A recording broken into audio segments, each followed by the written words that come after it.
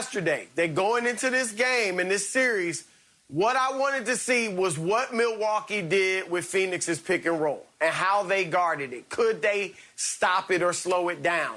Now, the pick and roll, every team runs the high pick and roll. That's not unusual. What's unusual, though, is most teams in the league, when they run the high pick and roll, they're not looking for a mid-range jump shot. They're looking for something at the rim or a three-pointer to set up a three-point shot. Well, Phoenix will say, we'll take that mid-range shot, thank you very much, with Chris Paul and Devin Booker. Now, Milwaukee made an adjustment. They started off the game switching the high pick and roll. So that's why you saw Brook Lopez and Bobby Portis and all these other bigs guarding Devin Booker and Chris Paul. And what happens? Devin Booker goes for 12 points in the first quarter. Chris Paul goes for 11 in the second.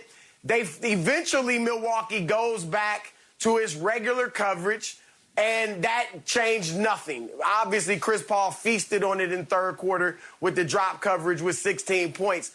Now, the problem is if they send the big up to challenge the mid-range shot, that leaves stuff open for DeAndre Ayton at the rim, and you saw that last night. So here's what the deal was. Chris Paul gets 32, Devin Booker gets 27, DeAndre Ayton gets 22. Now, you might say, well, that's one game. No, this is a pattern. The 3 games they've played this year, Phoenix has won all 3. I know the first 2 were close. But the pattern is that those 3 stars all feast on Milwaukee's defense.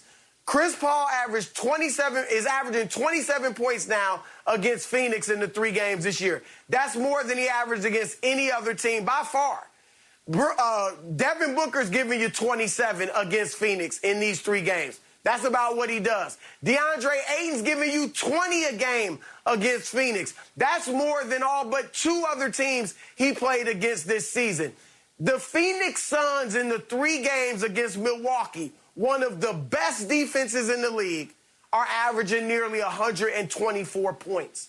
Phoenix has been scoring 106 points a game in the playoffs, and they go for 118 last night and didn't even shoot well from 3. So that's my biggest takeaway is that Milwaukee, we have a problem. I agree. I thought the Suns were really aggressive also, Chris. You shoot 26 free throws. They make 25 of those. You look at Devin Booker. He's looking, as you mentioned, he's looking to get to the rim. He's looking to get to the mid-range, although he was 1 of 8 from three-point line, like you mentioned. But I didn't expect to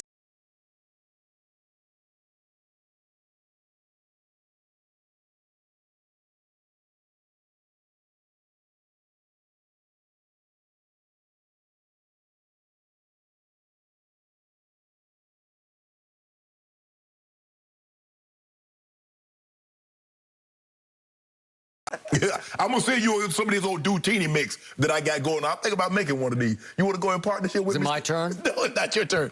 Look, the one thing that you can't have happen, Chris, is that Holiday is going to have to play better. I believe Giannis will play better because he will trust that knee more. It was his first game back in about a week. Because if I'm not mistaken, Skip, he hurt that knee last Tuesday. Because he missed Thursday and Saturday game. So, yeah, so it was a week. I believe he'll trust the knee more. He'll be more aggressive. Of the starters, only P.J. Tucker took fewer shots than Giannis. That can't happen. That won't happen. But Milwaukee's big 3 can't get outscored by Phoenix's big 3 by 22. That cannot happen. I don't believe it'll happen. I believe the Suns will win game 2. But they will play better. They have to play better. But Giannis is going to have to be more aggressive, and Holiday is going to have to play better. It's as simple as that. Or they're going to get swept. They are going to get They're swept. not. Stop saying My turn.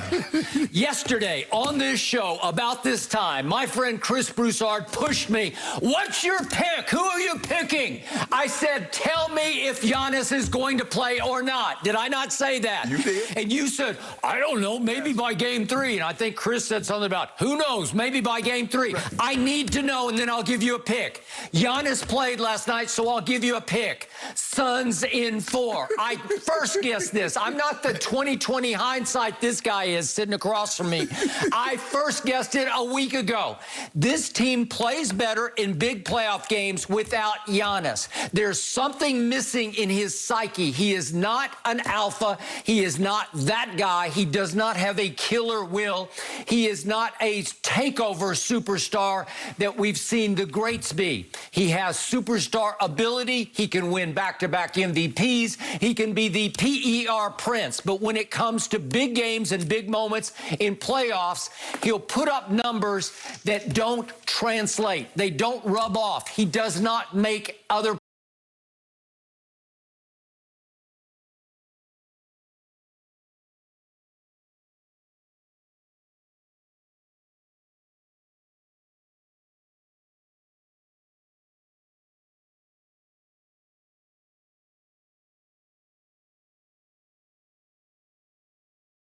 2017, they lost by an average margin of defeat of 11. The next year, by an average margin of defeat of 10. I can just keep on going all the way to the bubble last year, when the Heat took them all apart in games 1, 2, and 3, and they lost that series by an average margin of defeat of 9 points. He's not that guy. He's great in the regular season, I give you that.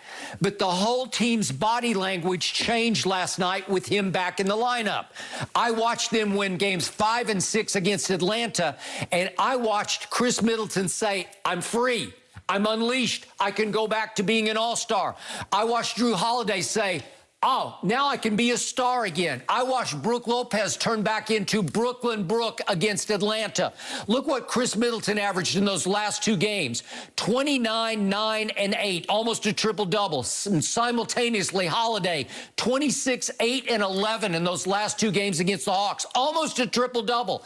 Brook Lopez averaged 23 and 4 blocks a game because he can defend the low post. So I made 2 bets with this man across from me. I took the Bucks without Giannis, and he gave me 6, and I would have won the game. I believe they would have stolen the game without. Well, we'll never know, but I've been really good. If you look at my track record on this show and other shows I've been on, my upset specials have had a long history of connecting. And this one would have connected, and I would have won my 8 bet if Brook Lopez had guarded him. Brook Lopez didn't guard Ayton last night. Guess who? Giannis guarded him. And guess what? He got those numbers because Giannis isn't physical enough. He's not tenacious enough. He doesn't have the stature to stop him in the low post. He got those numbers he got by accident. Like he's just 7 feet tall, just diving to the rim, and occasionally there's, oh, look, there's a lob. I'll just dunk it. Can I ask you a question? What would you say, how was Giannis in game 6 and 7 against the Nets? Was he good? Was he okay? Yeah, was he great? It was Kevin Durant going 1-on-5. James Harden was a shocking shell of himself, and there was no Kyrie. I'm saying, how was Giannis? And Joe Harris, I don't know. They're still looking for him in Brooklyn right now. I'm just saying, well, how was Giannis, though? Would you say Giannis' performance was pretty good? Pretty good? He made one shot in overtime, but who was the killer was Middleton. He made the biggest shots. But, Skip, this is what we know. Middleton hasn't been the most efficient guy. Holiday has had a game here or there, but Holiday hadn't played well in all of these playoffs. Look at him against the Nets. He had a game here or there, but it was not efficient. Look at him against Atlanta. He wasn't efficient. Look, I just believe Giannis is going to get more than 11 shots. Chris, you think they can win with Giannis taking 11 shots? When he averages 18, 19, maybe 20? He'll take more, and they'll lose by 20 next time. They ought to lose by no 20. Yep, they just lost by 13. Giannis puts up big numbers, and they put up big losses. That's what happens. Look, this is crazy. No, it's right. There is no evidence whatsoever that the Milwaukee Bucks are better without Giannis. They barely are a playoff team without Giannis in the East. Yeah. They were 6-5, Skip, in the regular season without Giannis. And they didn't beat one playoff team. Regular season. Then they beat an Atlanta team that ain't that good to begin with. That was a 5th seed. And then Atlanta's playing without its best player.